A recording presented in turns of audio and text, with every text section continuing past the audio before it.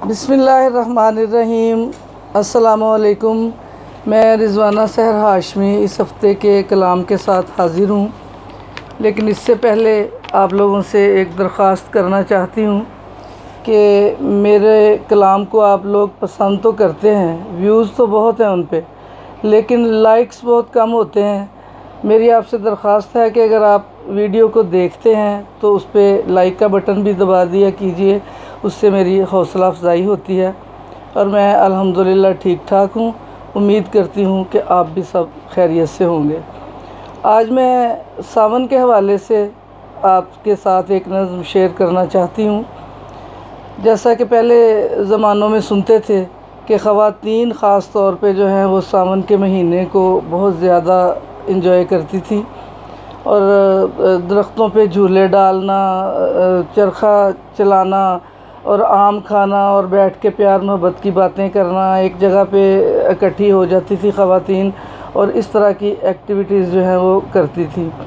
तो अब जो है वो शहर के माहौल में तो उम्मीद नहीं है कि ऐसा कुछ होता होगा, लेकिन दूर दराज के जो है देहात, उनमें शायद अभी भी ख़वातीन जो हैं वो सावन के महीने को ऐसे ही मनाती होंगी, इंजॉय करती होंगी, मज़े करती होंगी।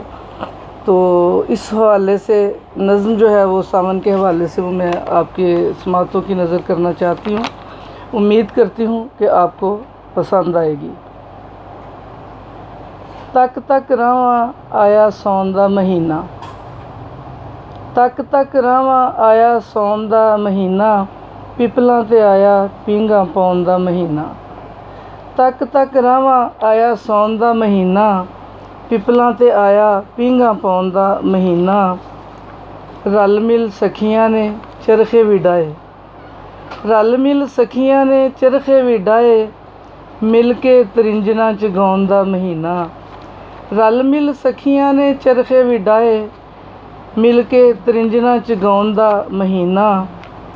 लम्मियां उडीकां हुण मुक गईयां सखियो, लम्मियां उडीकां हुण मुक गईयां सखियो, आ गया जे सजना दे आउण दा महीना। लम्मियां उडीकां हुण मुक गईयां सखियो, आ गया जे सजना दे आउण दा महीना।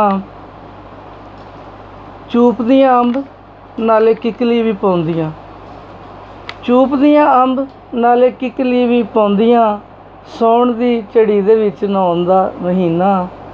चूपदियां अंब नाले किकली भी पाउंदियां, सौन दी झड़ी दे विच नहाउण दा महीना।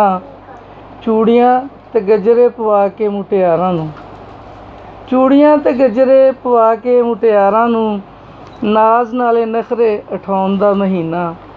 चूड़ियां ते गजरे पवा के मुटियारां नूं, नाज नाले नखरे उठाउण दा महीना। छड्ड के कदूरतां भुला के सारे शिकवे, छड्ड के कदूरतां भुला के सारे शिकवे, दिलां दियां रंजिशां मिटाउण दा महीना।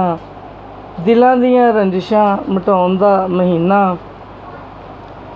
मिल गए ने रांझे भी ते अलड़ियां हीरां नूं, मिल गए ने रांझे भी ते अलड़ियां हीरां नूं, उजड़ियां दिलां नूं वसाउण दा महीना। उजड़ियां दिलां नूं वसाउण दा महीना। और आखिरी शेर है, दिलां दे भी जानी मुड़ आए परदेसां तो, दिलां दे भी जानी मुड़ आए परदेसां तो, अखां नाल अखियां मिलाउण दा महीना।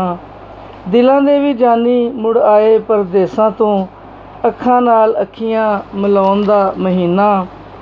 तक तक रावां आया सौन दा महीना, पिपलां ते आया पींघां पाउण दा महीना।